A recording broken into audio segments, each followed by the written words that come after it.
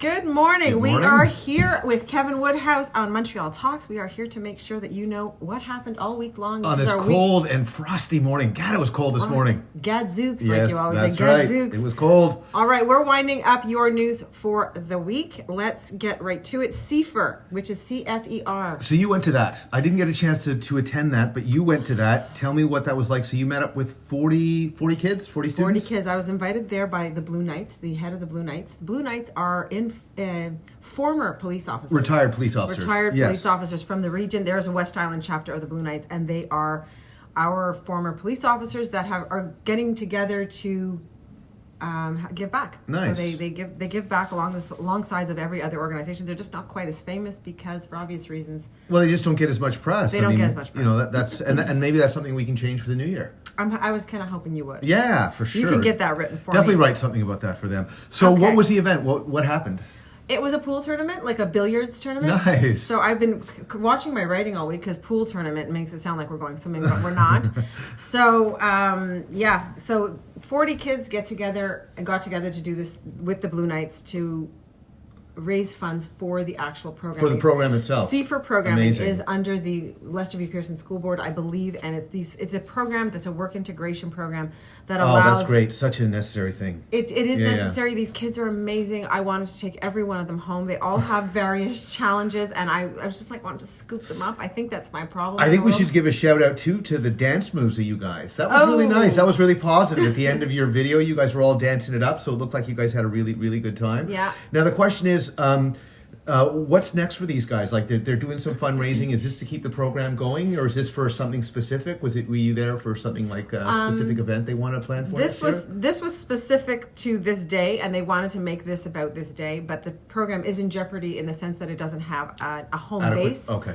And Greg Kelly was there, our M&A from the Jacques Jacques Cartier. Cartier riding, Good. and Monsef Deraji had From representation Nelligan. there. Good. And I'm counting on these guys because I know they really do excellent work. And when they get a call out, they actually hear you and they listen. So I know we're not used to that in terms of politicians, but And let's not forget that these gentlemen have discretionary funds. They can write a check.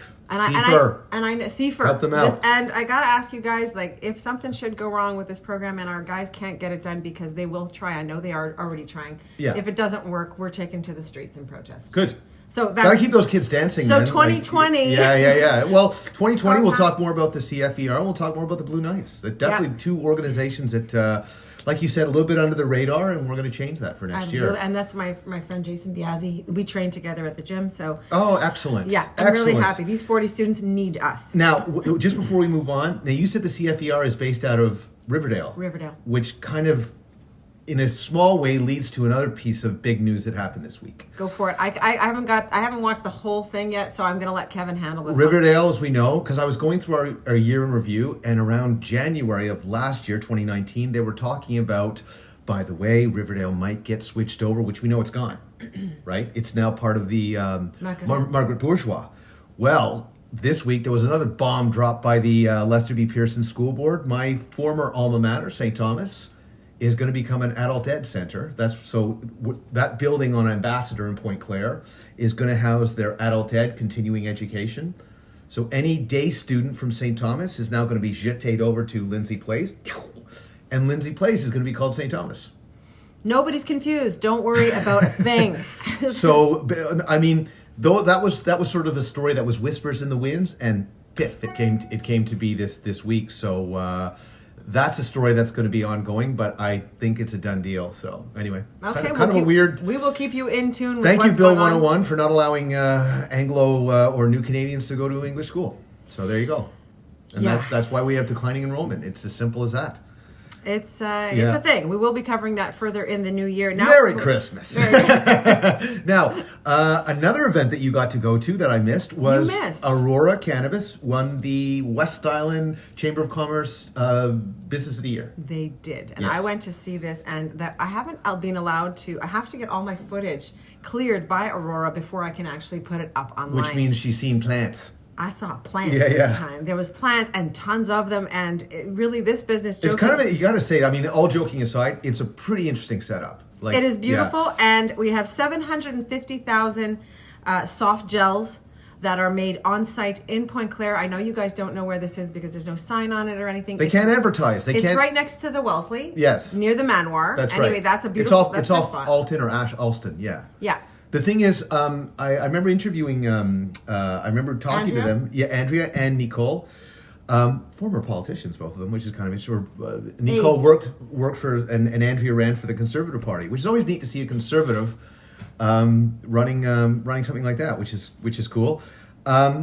They cannot advertise and they cannot sponsor. Wouldn't they be a great sponsor? They sponsor the hospital.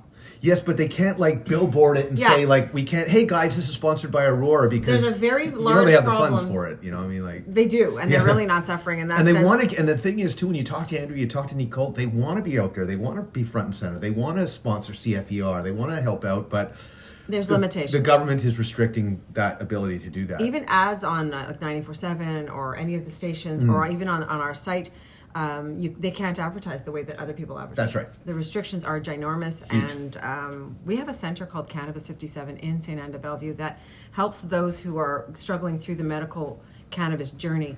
This organization out of St. Anne de Bellevue Right. will help you get the right prescription, get the right amount, get the very pharma of it. Yeah. So they take the pharma aspect of it and But they're not help us allowed out. to talk either. They're not allowed to advertise either. Now, So let me give you a little bit of fun news from Aurora Oh, from good. that day. We Good. have 750,000 soft gels are produced on site in Point Claire. 64,000 mints for the first time were produced there. We're not allowed to have the Edibles. mints. You mean edibles? Yeah, Yeah. mints. Cool. Yeah, mints, and we're not allowed to have them in Quebec Not as yet. of yet. No. Edibles are not allowed here. Correct. Not yet. They have 100 employees or more, and they have a new location in Kirkland. They have expanded a little bit. And No there's way. some office space that went to Kirkland. So we had both Mayor Michelle Gibson and Point Claire Mayor at the Nice. event. Well, there's more pot coming to Point Claire. More pot coming. That's the next story. Yes. That's our next story. XQDC. We We're- practice this off. It's SAQ, the pot SAQ. That's The easiest, pot SAQ. easiest way to do it. SAQ for the pot, right? So they're going to be opening in the old Bourbon Street on Hymas. No, it's on Sources. Sources. Sources. Sources. That's why we do everything together. That's right. Because this Because is if it was me, basically I'd one get you all head. lost constantly. Two heads Yeah. are better than one, and C'est we ça. are that person. That's right. So they're opening in Point Claire. I spoke to Mayor John Belvedere about this opening, and the zonage is correct for them to build. They don't need Because permission. it's zone commercial, right? Because it was Bourbon Street West, which was a nightclub that was open around for many, many years, and that area has been sitting dormant for a while. And it's a lot of real estate. Like, I don't know if you ever had a chance to go there. My band used to play there in the day, and It's taking us back in time. Exactly, big setup, lots of room. So if they use that entire space, it's going to be a warehouse. It's going to be interesting. So that's going to be our first West Island, if you will. SAQ Pothouse. SAQ Pothouse, yes. Or yes. SQDC. I've got to say, I'm going to voice my opinions on this. I have done a little bit of research, and cannabis being legalized in some cities and states has caused a rise in traffic vehicle incidents. Oh, probably, yeah. Yeah. Well, I mean, look what's happening this year with the SQ. They keep saying we're looking for drinkers and we're looking for people who smoke.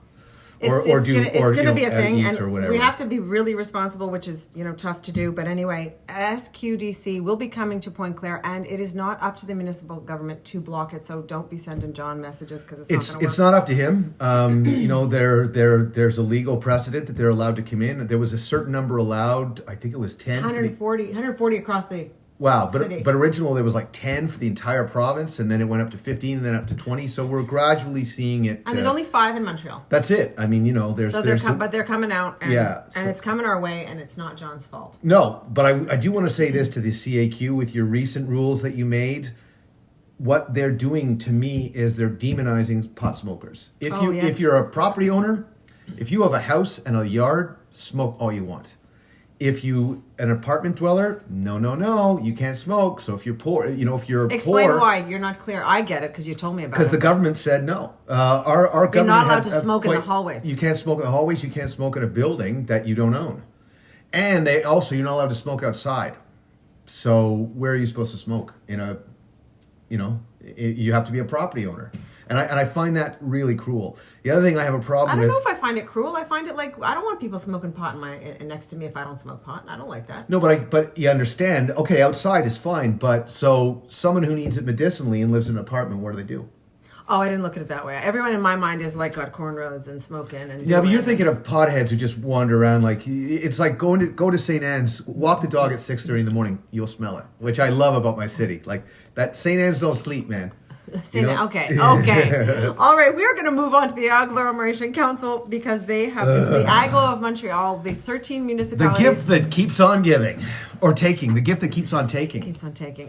You're not quite in the camera, so Oh, let sorry. me adjust you. There Yeah, we there go. we go. Okay, so the Agglomeration Council has once again been smacked hard by, well, not the Agglomeration Council itself, the Aglo demerged cities have been smacked hard. That includes Beaconsfield, Kirkland, Dollard, Baie-D'Urfé, Senneville, St. Anne de Bellevue, Dorval, Yeah. Dorval Island. We're getting to a point now. It's almost there for some of the municipalities where for every 50 cents they make, for every dollar they make in tax revenue, 50 cents goes to the Aglo. 52% when I was on Beaconsfield Council was headed to Montreal, and Montreal is supposed to be covering fire, police, and other things. But the consensus, public transit, Yeah. the consensus is that we are being seriously overcharged in demerged municipalities, and some people would like their money back. Yes, they're seeing it as, and it's sort of being seen as taxation without representation. I've been talking to the area mayors about this, and they have some good points.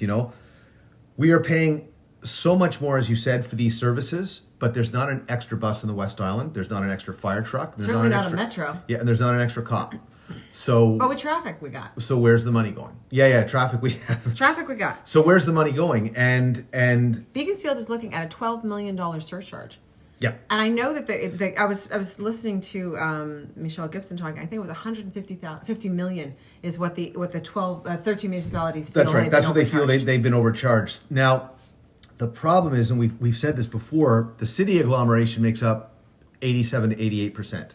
So those 15 demerged municipalities make between 12 and 13% of the vote. So how do you win anything?